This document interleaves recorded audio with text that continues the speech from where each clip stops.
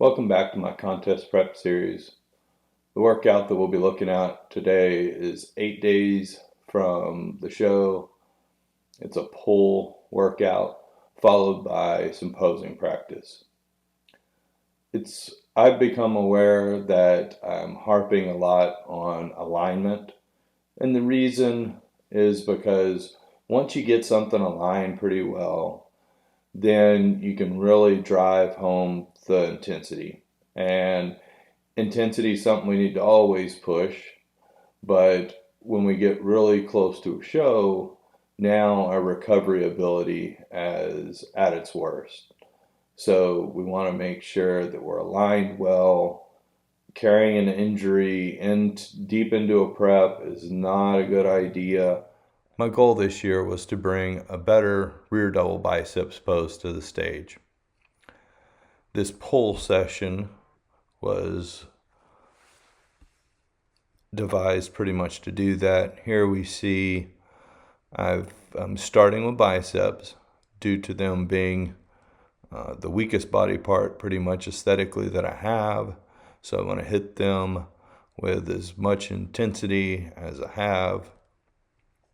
As we can see, my performance is dropping, weight is dropping over the last few weeks of the prep, which is understandable. And then after that, I am starting my back workout. I break up my back movements into an overhead pull with upper back focus, an overhead pull with lat focus, a horizontal pull with upper back focus, and a horizontal pull with lat focus. I start with my upper back movements because I believe those movements are going to be more responsible, putting better detail or showing more detail in my rear double biceps pose. So my lat width, my back width, seems to be pretty good for a lot of my poses and has been over my career, but I just don't get the detail that I would like in that rear double biceps pose. So the goal here was to increase my volume a little bit with the upper back movements. So we can see here that I'm doing 2 back off sets on the upper back movements, 2 top sets and a back off set. And then with my lat movements, I'm just doing 2 sets of each, a row and a pull down. And as we can see, my performance is dropping a little bit there as well. But I see that as being a strength. So my back width is somewhat of a strength, but the detail is not. There is quite a bit of overlap with muscle fibers as far as the lats are concerned and the upper back. So just because I'm trying to bias one doesn't mean that I'm not working the other, and in some of these movements to quite a good degree. After my back movements, I move over to core exercises. We see a tight rotation there. I don't really work rectus abdominis and haven't for most of my bodybuilding career. My abs are an aesthetic strength generally, and adding more muscle there doesn't seem to make a whole lot of sense. So I don't. As far as function, I don't think I gain a whole lot by working rectus abdominis. However, working transverse abdominis, I do see a great benefit.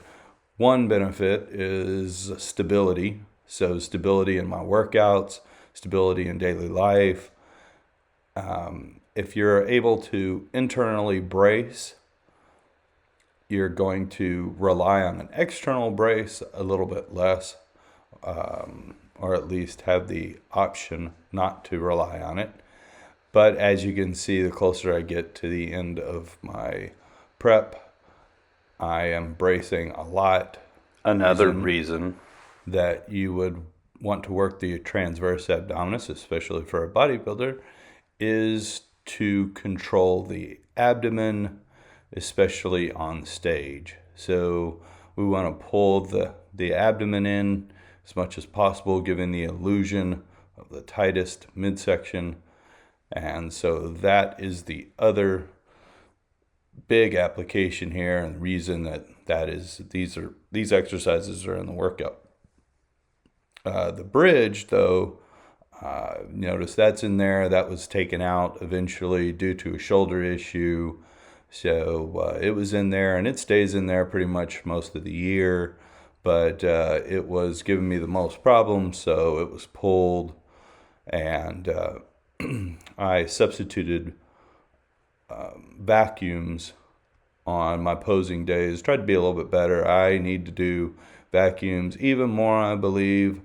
But I concentrated on them quite a bit more when the bridges were pulled. And when I bridge, I vacuum as well a lot of times. I start the workout with a unilateral cable curl that's braced. I've chosen the cable due to alignment mostly. I have a pretty wide carrying angle. That means in order for me to do, say, a dumbbell curl or a barbell curl, the elbows are going to be quite flared, and whatever is in my hand, the force is going straight down. So with a cable, the force isn't necessarily straight down, depending on where the handle is. And so that's why, and I'm also doing this unilaterally so that I can actually move that elbow to be straight down as I cheat into that side. Also with the D handle, I am able to supinate as much as is comfortable, and I don't have to have an extremely aggressive supination if that's not where I have range. I am using a prime pull-down attachment. It just seems to work pretty well, and that bracing will allow me just to pretty much focus on hinging at the elbow as opposed to stabilizing a lot with the shoulder. I'm just really able to isolate the biceps. 3 sets were performed here. As you notice that I'm pausing a little bit at the bottom, hopefully to decrease risk of injury a little bit, just to own that movement. My rep range started out high, but at this point is no longer that high. Instead of decreasing the weight, I've just kept the weight where it is and had the reps come down. But once the reps get too low, pretty much have to decrease the weight.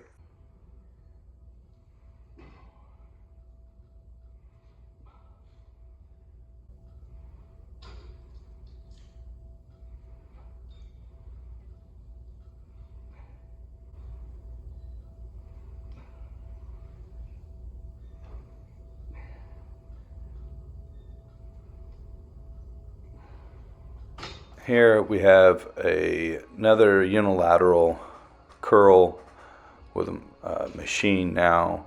So very similar setup here. Let's talk more about the differences than the similarities.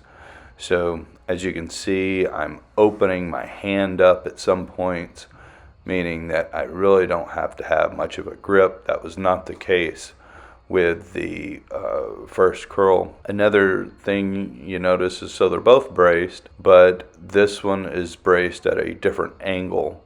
That angle is going to load greater at the bottom of that position, so that would be a good reason to make this the second as opposed to the first biceps exercise, to get me warmed up, probably a little bit decreased chance of injury as opposed to just starting this one. So I'm just kind of easing into a little bit greater range probably, or the potential for greater range. As you see, these handles swivel, so I'm not really locked in. Same thing with the carrying angle, that I'm leaning, trying to keep that humerus as straight as possible on the pad. I'm seated, unlike how I was for the other preacher movement, so this just seems to, the seat fits just right as far as my height, and 3 sets were performed here.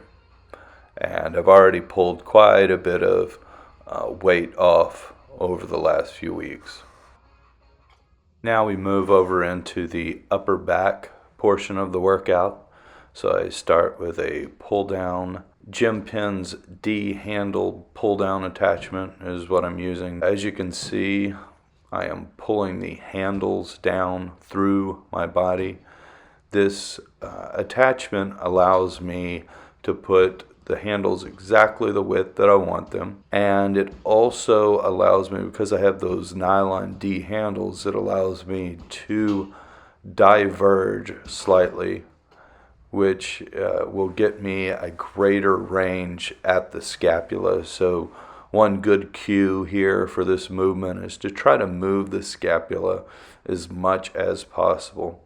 As you see, I am not changing my angle throughout the movement. 2 top sets were performed here and a back off set. My next upper back movement is a Cybex Row machine with an overhand grip. If you're trying to work your rear delts a little bit more, you'll align those handles so that you're really at about rear delt level. If you want something more mid back, you're going to push the seat up a little bit more, try to get the upper back or humerus to cross around that area. Here I'm trying to move the scapula as much as possible, so I'm getting a good stretch, and then trying to get as much of a contraction as I can. 2 top sets were performed, followed by a back off set.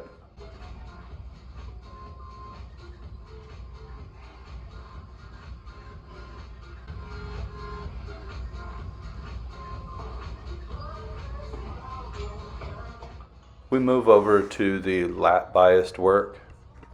I really like this piece. This is, I know it's hard to tell just by that arm, but this is a Nautilus Nitro compound row.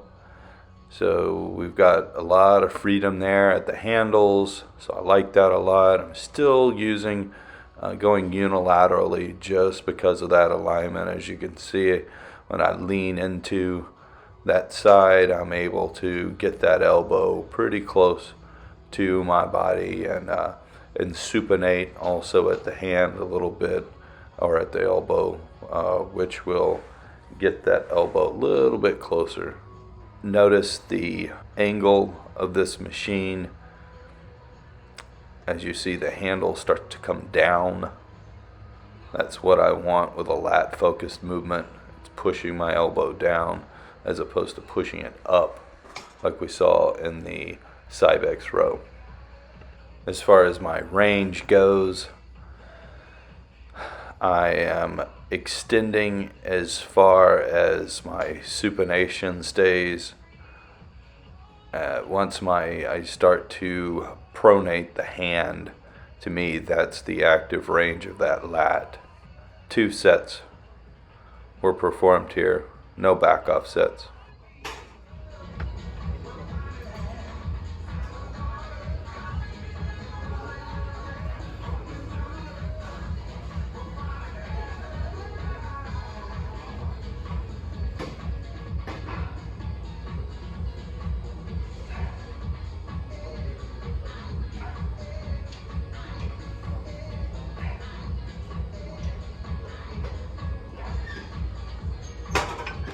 Here is the last lat focused movement, and it's a pull down, a unilateral pull down using a brace.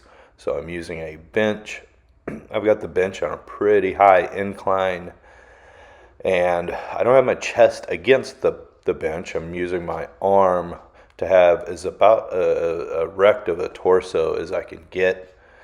Something you can't see, at least from this angle, is that I have the seat part up as well. So it kind of projects me into the bench. The setup that I had before was just not quite as stable. So this was an improvement. I really like this. I like the freedom of those D handles. And as you notice, I'm driving that elbow straight down, leaning into it, trying to get it pretty close to my body, supinating those the wrist a little bit. And this is something that I've seen quite a bit of a decline in my performance. 2 sets were performed here. We move on to the transverse abdominis work with a tight rotation. As you can see, it's a small or a short movement. I'm going from pretty much the armpit to the sternum on each side. I am trying as hard as possible to resist the force from the cable. So everything from hips down, I'm trying to keep as straight as possible. And then the torso is staying straight while that lateral force, essentially what I'm doing is I'm resisting the lateral force with my torso, and my transverse abdominis has to stay tight in order for me to do that. With this, whatever weight I have to put on there to get 10 reps, I'm doing 3 sets here.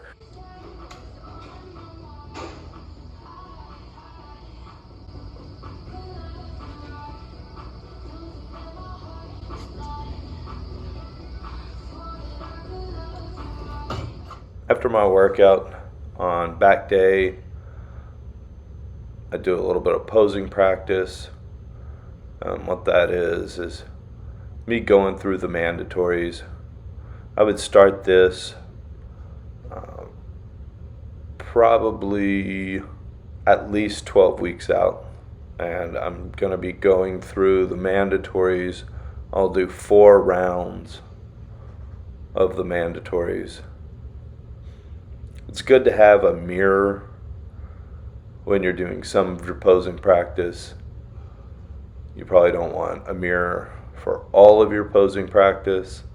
When I take my progress pictures, there is no mirror. And so you kind of get a little bit of a delay in the feedback. But I would say it's a good idea, at least at the beginning of your prep, to make sure that you're really dialing those poses in, to make sure you're setting them exactly where you need them, so that you can kind of have that muscle memory, that click kind of in your head as far as, this is what this feels like when it's in the right position. But yeah, you won't always have that mirror. You definitely won't have it on stage. And I'll take a little break in between my rounds. But I am aware, at least at the national level, there were chances that I was going to be on stage for quite a while because of how many call-outs there might be, and just about how many people that are going to be on stage. But at the pro level, especially at the masters level, there's rarely that many call-outs, so I won't be holding many poses or that relaxed pose for very long. But if I was still at the national level, I would practice holding that relaxed pose a little bit longer, because that is the pose that you're going to be in for probably half the time you're on stage, if you're looking at some show that's got, say, 4 call-outs or something like that. So, and I'm, just going through things and sometimes tweaking things. I do have a mirror on a column that I'm able to see some of my back work. So if you see me looking over, that's what I'm looking at. As far as my routine goes, I start practicing my routine about a month out. And that routine has stayed almost the exact same since I started competing. It's the same music, You may have seen me at some point pose to different music, but what that means is the show screwed it up, or somehow I screwed up the music. But yeah, it's been pretty much the same thing. It's a round that's not judged, so I don't want to put too much effort into something. We only have so much effort to put out there, and so I prefer to focus more on my mandatories, as I think most people should. There was no music when I actually did the routine. I edited the music in.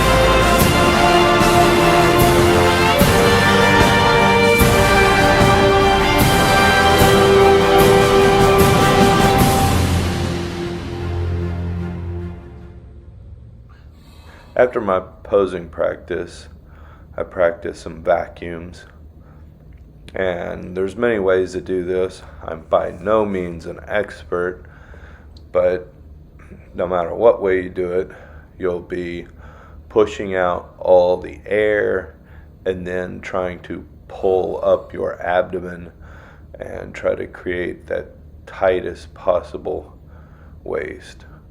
So you can do this leaning over something, you can do it lying on the ground, you can stand up and do it, not lean on anything. I do about 5 to 10 repetitions, so 5 to 10 holds, and I'm holding it for like a count of 10, which I'm not sure if that's probably like 8 seconds or something like that, but when you can't breathe, you probably count a little bit faster.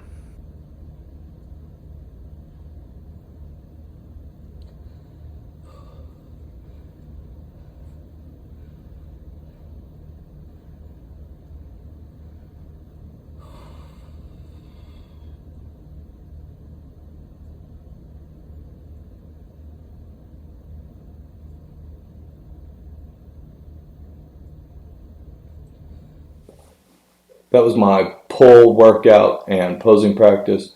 Hopefully you found it informative or found some sort of entertainment value in it. If you have any comments or questions, please leave them in the comments. And our next video will be the last workout of the split, which will be push day.